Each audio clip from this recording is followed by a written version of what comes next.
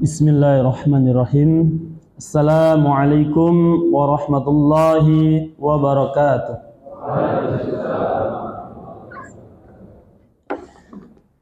Alhamdulillah bini'matihi tatimus salihat. Allahumma salli wa sallim ala habibina wa maulana Muhammad sallallahu alaihi wasallam wa ala alihi wa sahbihi wa man tabi'ahum bi ihsan ila yaumiddin. Amma ba'd. Alhamdulillah, bersyukur kita kepada Allah Subhanahu wa taala. Tak semua syukur itu diterima, tak semua ungkapan rasa syukur itu Allah terima, dan tak semua yang bersyukur itu mampu bersyukur dengan rasa syukur yang dalam. Oleh karena itu Rasulullah mengajarkan ungkapan alhamdulillah bini'matihi tatimus salihat. Kemudian Allahumma a'inni ala dzikrika wa syukrika wa husni ibadatik. Memberikan satu kesan bahwasanya kita bersyukur bukan karena rasa, kita bersyukur karena keadaan. Apa yang membedakan syukur kita kemudian bisa Allah tambahkan nikmatnya? Syukur yang dimaksud adalah ketika diberikan kesehatan digunakan untuk beribadah. Maka kalimatnya alhamdulillah bini'matihi, dengan semua nikmatnya, tatimmus shalihat, disempurnakan dengan amal-amal baik. Kemudian sahabat semua, salawat yang kita hadiahkan teruntuk Nabi Muhammad SAW adalah salawat yang penuh dengan rasa cinta dan rasa kerinduan. Jika salawat hanya sekedar ucapan, tak lain hanya sebuah puisi, hanya sebuah kata-kata yang diungkapkan oleh anak kecil. Tetapi ketika salawat itu dihantarkan dengan rasa cinta dan kerinduan, rasa pengharapan akan diberikannya syafaat, sudah cukup rasanya itu untuk menjadi penawar dalam hidup kita. Penawar di dunia sebagai penawar sakit, dan penawar di akhirat sebagai syafaat. Semoga siapapun yang hadir di sini Allah izinkan mendapatkan syafaatnya kelak. Sebelum saya mulai, ada satu kisah pendek ketika safari di Kalimantan Timur, Kecamatan Anggana. Salah seorang lawyers, pengacara yang menangani kasus 271, itu pengacaranya dari Kalimantan, dan beliau cinta dengan salawat. Ahlul hisab masuk ke ruangannya itu baunya asap rokok, asbaknya tuh full dengan buntung rokok. Yang bikin menarik, beliau bikin satu majelis setiap malam Sabtu, yang mana ketika pertama kali majelis ini diadakan, yang hadir itu hanya 14 orang, tetangga dekat. Ketika saya diundang, itu adalah malam ke-13, baru 13 kali ngadakan, yang hadir 600 lebih. Dan yang uniknya, dari mereka itu yang datang para nelayan yang dulu suka dengan syirik. Kalau mau pergi nelayan, itu minta air kembang kemudian dimandikan di kapalnya. Dengan sholawat ini dia datang ngaku, sekarang saya sudah tinggalkan itu dukun, saya sudah pakai sholawat. Dia datang, dia dengarkan ceramah, dia ikut sholat, dibuka sholawatan, bawa pulang. Hasilnya menakjubkan, 4 kali lebih banyak daripada biasanya. Jadi sholawat itu mampu menghilangkan syirik tanpa kita sebutkan dalilnya. Ketika dia faham sholawat itu menggunakan rasa cinta dan kerinduan. Jadi buat teman-teman semua yang mencari salah satu solusi paling mudah, sholawat itu bisa menyembuhkan, tanamkan rasa cinta, rasa bangga kita kalau kita punya Nabi Muhammad SAW. Kemudian teman-teman semua, ada sebagian sudah kenal, ada yang belum. Dulu saya pernah di sini bersama Mas Zaki, Mas Niko. Kemudian itu pun gak lama, saya melanjutkan studi ke Malaysia terkait tentang dunia Tibun Nabawi bersama almarhum Tuan Haji Ismail bin Haji Ahmad, mulazamah bersama beliau hingga 2024 setelah Ramadan karena beliau wafat. Kemudian saat ini salah satu anugerah yang Allah berikan mendampingi beberapa ulama, yaitu Ustadz Zulkifli Muhammad Ali, Ustadz Dery Sulaiman, Ustadz Hussein Gaza, Ustadz Lumanul Hakim, dan beberapa ustadz-ustadz lainnya yang sering konsultasi, kemudian kita rawat secara pribadi untuk kesehatannya, yang memang kesannya sangat simpel. Tidak banyak teori, tidak banyak anggaran, tetapi manfaatnya insya Allah luar biasa. Dan ini bisa antum terapkan di kehidupan antum sendiri. Siapapun itu, baik yang belum menikah ataupun yang sudah menikah. Di sini sebenarnya banyak yang jomblo wajahnya. Banyak yang jomblo ini. Dan teman-teman semua, Rasulullah SAW itu mencontohkan sesuai dengan kebutuhan umatnya. Akan tetapi banyak dari kita yang mengambil hadis, memotong hadis itu demi kepentingan. Akhirnya terkesan menjadi susah, menjadi ribet, menjadi mahal.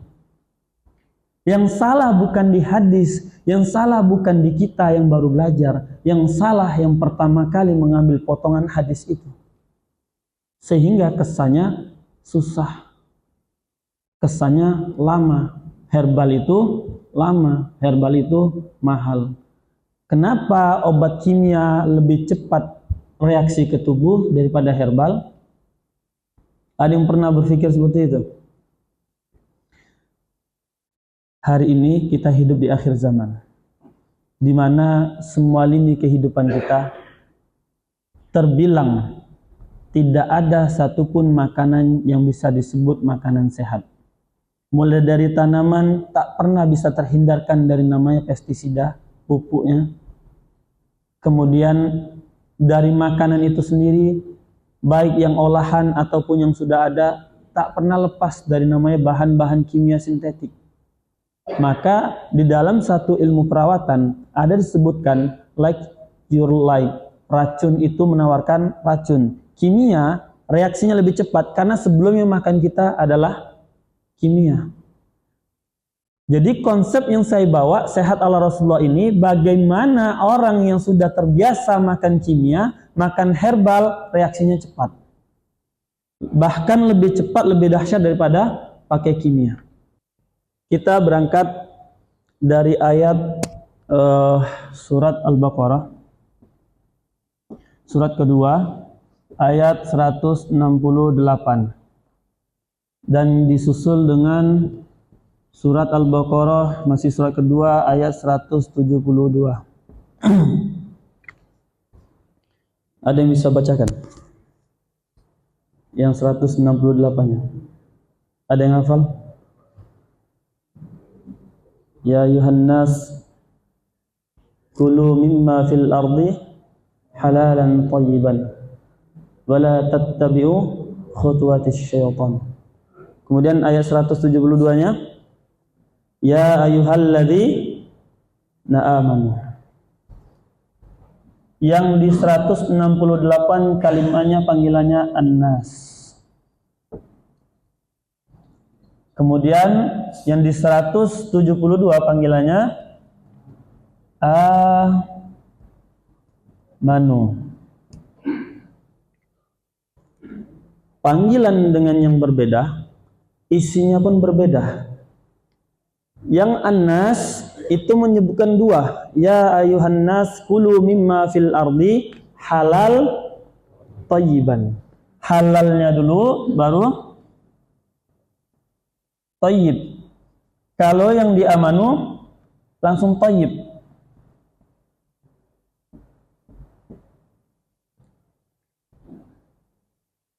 di sini memberikan satu pesan. An-nas sifatnya umum. Mau dia beriman, mau mengakui Allah atau enggak, apapun agamanya, selama dia merasa dirinya manusia, maka ungkapannya adalah ya ayuhan nas kulu mimma fil ardi halalan thayyiban. Apapun yang ada di muka bumi ini, makanlah dari yang halal dulu. Tak mampu dia yang halal, tak mampu dia yang thayyib, maka makan yang halal. Itu standar manusia. Di sini semua beriman kan? Insya Allah, semoga husnul khatimah. Orang beriman itu tidak pakai yang halal, pakainya yang thayyib. Di sini semua pasti lebih paham tentang ilmu bahasa Arab. Kalau disebutkan di awal, yang belakang yang ikut. Tapi kalau yang belakang disebutkan, yang awal pasti ikut.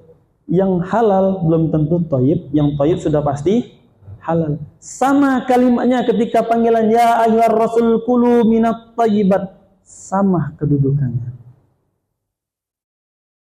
Jadi buat teman-teman semua, yang membuat kita sakit itu bukan makanannya, tapi bagaimana cara makannya. Makanan itu bisa menjadikan sakit atau menjadi sehat tergantung bagaimana cara megangnya. Pisau itu bisa untuk motong buah atau motong tangan, tergantung di mana diletakkan. Betul. Herbal itu bisa bekerja dengan cepat tergantung di mana dia meletakkan herbal itu. Kalau herbal itu hanya diletakkan sebatas alternatif pilihan terakhir, sangat sakit, terasa mahal, terasa lama. Kita balik sini. Ya ayuhan nas, kalau manusia biasa dia makannya yang halal kemudian thayyib, maka perilakunya dia standar manusia. Orang di negara mana yang mayoritasnya adalah kafir, yang bukan Islam, tetapi makanannya bagus semua? Di mana? Jepang. Yang terbaik di Jepang apa? Kehidupannya yang luar biasa, betul? Tapi sangat sedikit dari kita yang tahu kalau di Jepang itu tingkat bunuh dirinya jauh lebih tinggi. Bukan berarti mereka nggak pintar, karena tekanan batin, tekanan psikis yang sangat berat. Dari segi otaknya jauh lebih cerdas, lebih bersih. Artinya Allah memberikan keadilannya, siapapun dia kalau makan yang halal, yang thayyib, dia akan menjadi sehat, menjadi waras. Salah satu program untuk Asia Pasifik, khususnya negara yang paling banyak muslimnya, paling mudah menghancurkannya lewat makanan. Kenapa kita gampang lupa? Karena posisi darahnya kental. Orang amnesia, orang lupa ingatan itu karena posisi darahnya bisa kurang HB-nya atau bisa sangat kental darahnya, dan itu semua karena pola makan. Pola makan. Ada beberapa kawan-kawan yang kemudian ketika konsultasi saya larang dia makan gorengan. Sebenarnya bukan dilarang makan gorengannya. Kalau saya biarkan, saya izinkan makan gorengan, dia akan melanggar waktunya. Waktu makannya yang salah, bukan gorengannya. Gorengan tetap enak nggak? Halal nggak? Halal. Itu nggak salah. Yang salah adalah cara makan. Jadi yang perlu diperbaiki itu adalah caranya. Di cara ini, thayyib, pengertian thayyib itu tidak memberikan mudarat setelahnya. Kalau halal, dia halal tapi setelahnya memberikan mudarat. Mudarat itu bisa hadir ketika kita salah makan. Nasi halal atau haram? Kalau makannya 2 bakul, air teh ini halal atau haram? Halal. Kalau minumnya 1 gentong, bisa jadi dia mabuk atau mencret. Jadi yang salah tehnya atau kitanya? cara minumnya. Sehat Allah Rasulullah SAW itu memberikan peringatan baru, memberikan peringatan bahwasanya caranya yang selama ini yang sudah salah.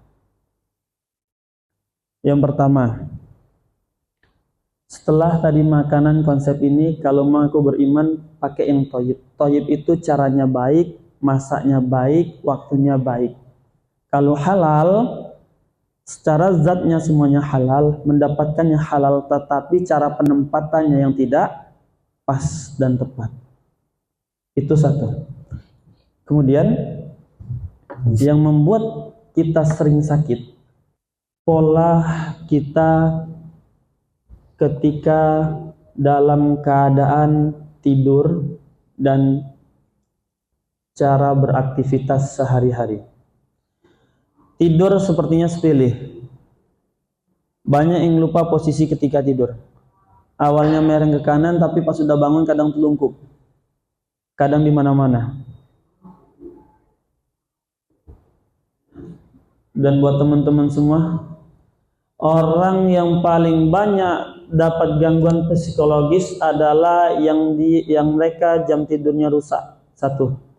Yang kedua, kualitas tidurnya rusak. Yang menentukan jam tidur sama menentukan kualitas tidur adalah cara dia tidur. Pola makan sudah, sekarang cara tidur lagi. Tidur mereng ke kanan itu secara ilmiah, gas asam lambung atau yang disebut dengan GERD kalau dia sudah parah, itu akan masuk mengalir sampai ke jantung, masuk sampai ke otak. Kalau bangun kadang sesak napasnya, atau bangun tuh kadang pusing kepalanya. Yang punya migrain, yang punya vertigo, itu bukan di kepala masalahnya. Masalahnya ada di posisi tidurnya. Dia sudah pernah punya riwayat lambung, tetapi cara tidurnya diperhatikan. Maka ketika tidur, gasnya itu naik sampai ke kepala. Dan ini secara ilmiah. Yang dibuktikan oleh dokter yang sekarang, dokter-dokter kemodern yang sekarang ini, dibuktikan risetnya secara ilmiah. Dokter Eropa, mereka melakukan satu studi. Apa sih hebatnya Nabi Muhammad SAW itu? Kenapa di zaman beliau ada namanya Tabib Sharmadel. Beliau ini orang sebelum datang Nabi Muhammad itu, ketika diutus Nabi Muhammad, dia adalah dokter tersohor di kaumnya. Di tanah Arab beliau sangat tersohor, sangat terkenal. Kemudian beliau datangi Nabi Muhammad SAW. Beliau tanyakan semua jenis permasalahan terkait dengan kedokteran. Sama Nabi Muhammad dijawab tuntas, logis, semuanya dijawab dengan cara dan solusinya. Selesai ditanya, apa yang ditanya? Nabi Muhammad balik menanya ke Sharmadel tadi. Dan Sharmadel tak satu pun sanggup dia menjawabnya. Kemudian Rasulullah memesankan sebuah pesan untuk kaumnya untuk banyak mengonsumsi habbatus sauda atau tumbuhan sana. Dua tumbuhan ini disuruh banyak mengonsumsi di kaumnya. Maka setelah kejadian itu, Sharmadel ini pun akhirnya bersyahadat. Setelah mencium lutut Rasulullah, maka bersyahadat. Dan setelahnya, di zaman sekarang, apa yang membuat kedokteran Nabi Muhammad SAW ini sangat ilmiah dan banyak digunakan? Dikarenakan apa yang disampaikan Nabi Muhammad adalah wahyu. Adalah wahyu. Perbedaannya buat teman-teman semua, ketika seseorang mengamalkan wahyu, mengamalkan firman Allah Subhanahu wa taala, kenapa kita semua sudah tahu mana yang halal, mana yang thayyib? Kalau yang haram dan halal itu bukan lagi kelasnya di sini, tetapi antara thayyib dan halal. Apa yang tak mampu kita melakukan itu? Dan kenapa cara tidur pun tak mampu dengan yang baik? Kenapa pola keseharian pun tak mampu untuk melakukan dengan baik? Sekarang masalahnya di situ.